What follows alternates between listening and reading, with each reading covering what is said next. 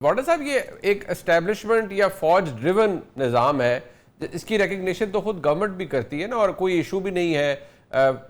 जो field marshal हैं वो बड़े मोतरफ हैं हुकूमत के, ख़ास तौर पर वज़ीर आज़म पाकिस्तान के गिरी बड़ा मेहनत कर रहे हैं, काम कर रहे हैं। अभी जिस तरह पंजाब की वज़ीर आला के दौरे का जिक्र किया कि वो सरकारी जहाज़ भी ले गए, सब कुछ हुआ, अगर क्या हम ये अज्यूम कर सकते हैं कि अगर कोई दौरा हो रहा है, कोई असर काज़मी साहब का क्रिटिसिज्म ये है कि वो गई हैं वज़ीर आला पंजाब, तो वहाँ पैसे खर्च हो रहे हैं, सरकारी जहाज़ पे गई हैं, एक प्रोटोकॉल के साथ गई हैं, तो बड़ा खर्चा हो रहा है, क्या ये in defiance of what the establishment is saying और डूइंग हो रहा है, या उनकी सपोर्ट से हो रहा है? यकीनी तौर पर उनकी सपोर्ट से हो रहा है। तो फिर इस निज़ाम के ऊपर, इस हुकूमत पे या इस हुकूमत के दीगर कैरेक्टर्स पे क्रिटिसिज्म तो नहीं बनता फिर?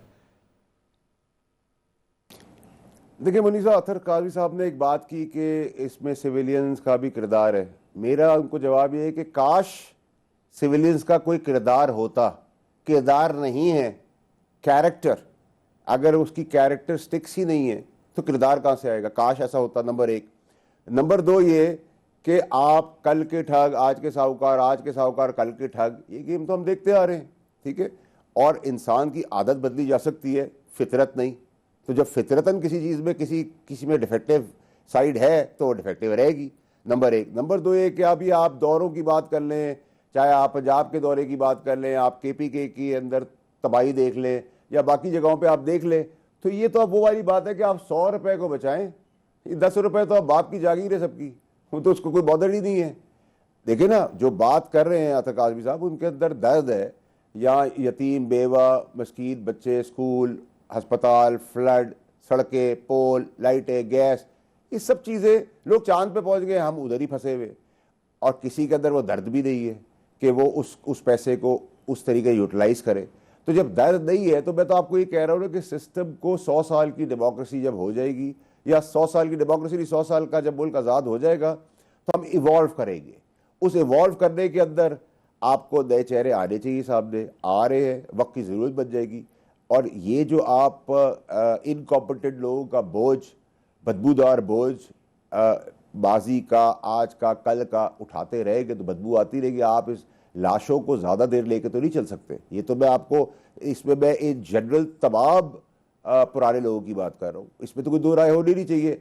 मेरे वालिद साहब 50 साल से गाड़ी चलाते हैं, अल्लाह उनको ज़िंदगी दे, माशाल्लाह, but can he drive a Ferrari? He can't even start a Ferrari. अब मैं फरारी चला सकता हूँ, वो नहीं चला सकते। तो आप क्या कहेंगे, उनका तजुर्बा लेके मैं चलूँ, या गाड़ी की पहचान या इक्विपमेंट या टेक्नोलॉजी के साथ चलूँ?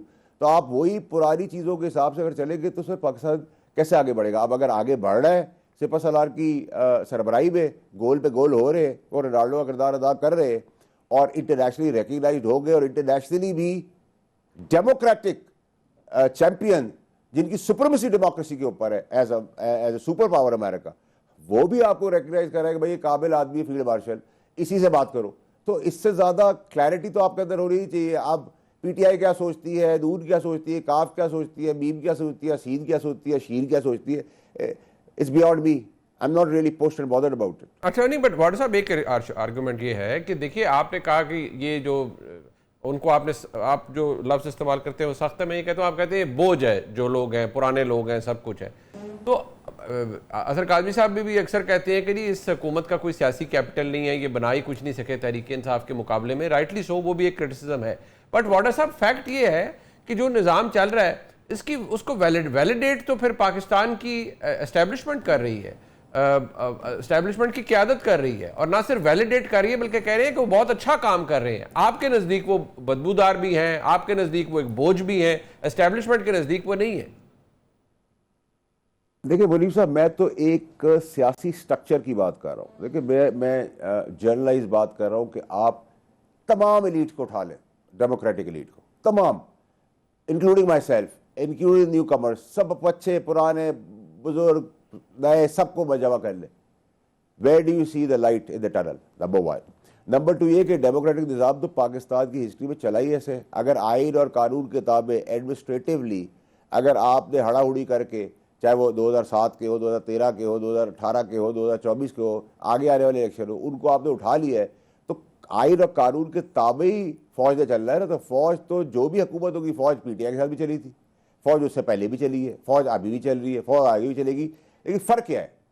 फ़र्क ये है कि एक लीडर है जो पाकिस्तान की सिमत को उठा रहा है। एक तो फौज काम कर रही है, फ्लड्स में काम कर रही है, वॉर फुटिंग्स में दहशतगर्दी को एड्रेस कर रही है, दिफा भी कर रही है, लेकिन पाकिस्तान की जो फौज है वो पाकिस्तान की आवाम की फौज है। किसी के बाप की जागी या किसी की नौकरी नहीं कर रही पाकिस्तान की फौज। वी नीड टू अंडरस्टैंड, सबकी ये फौज है, किसी एक पॉलिटिकल पार्टी, किसी एक लीडर के लिए ना किसी के ये चहीते हैं ना किसी की नफरत के साथ है। ये तो एक मुहाफिज है हमारे मुल्क के, जो अपना किरदार और काम अच्छी तरह निभा रहे। गलतियाँ हो सकती है, लेकिन compare to any other institute ये 85% 80% में खड़ा हुआ है। बाकी तो 85 80 25 85% तबाह और बर्बाद हो चुके हैं। आप किसी के ऊपर भी देख ले, आप अदालती निज़ाम को देख ले, आप जमहूरी निज़ाम को देख ले, आप एडमिनिस्ट्रेटिव पुलिस को देख ले, आप आइन और कानून के अंदर रखने वालों के अंदर जो क्रिमिनल्स की चीज़ एक्टिविटीज़ है, आप दहशतगर्दी देख ले, आपको मिलेगी सियासत, आपको मिलेगी फंडिंग्स, आपको मिलेगी दहशतगर्दी, आपको मिलेगी इश्तिहारात, आपको मिलेगा बुक्स, आपको मिलेगा पाकिस्तान की इदारों के बखेड़े उछालना। तो यही तो पाकिस्तान की हिस्ट्री के अंदर तमाम पॉलिटिकल पार्टीज ने की है। तो आप किसको माइनस करेंगे, किसको प्लस करेंगे? ये नहीं हो सकता कि आज जो करेगा उसको आप सूली में डाक देंगे, आगे जो करेगा उसको आप माफ़ कर देंगे, पीछे वालों को माफ़ करेंगे। हिस्ट्री तो चलती है, उस हिस्ट्री को तो आप ना बाईपास कर सकते। अगर तरमीम पाकिस्तान की बेहतरी का हल है तो तरमीम तो 26वीं जब हुई थी तभी मैंने आपसे कहा था 27वीं होगी, और आज भी उसकी ज़रूरत है, बेहतरी की तरफ है, तो वो होनी है। अब उसको आप आए करें, बाएं करें या शाये करें, वो आपकी मर्जी, आप करते रहे मरी भाई। नहीं, बट वो वज़ीर ख़ारजा कहते हैं कि ज़रूरत नहीं है, निज़ाम बहुत अच्छा चल रहा है, हम 26वीं को अभी हज़म कर रहे हैं, उसकी ज़रूरत नहीं है 27वीं की वजह से भी।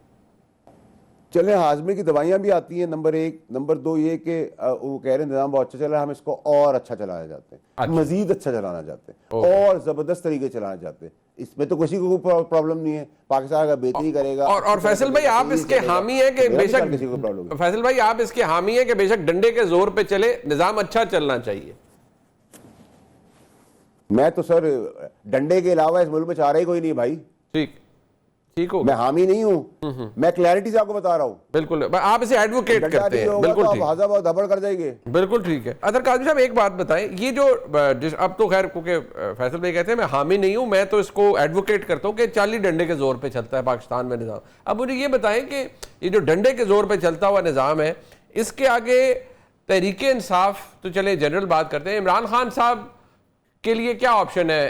ये डंडे का निज़ाम किसी जगह जाके मजबूर होगा उनके आगे, या बिल आखिर वो मजबूर हो जाएंगे केव इन करने के लिए या कंसीड करने के लिए? मुनीर साहब, आपका दिल है कि इसी प्रोग्राम से डंडा यहीं पे मेरे से ऊपर फेंकना शुरू हो ताकि आप इस किस्म के नहीं, फैसल भाई बैठे हुए हैं आपके लिए। नहीं,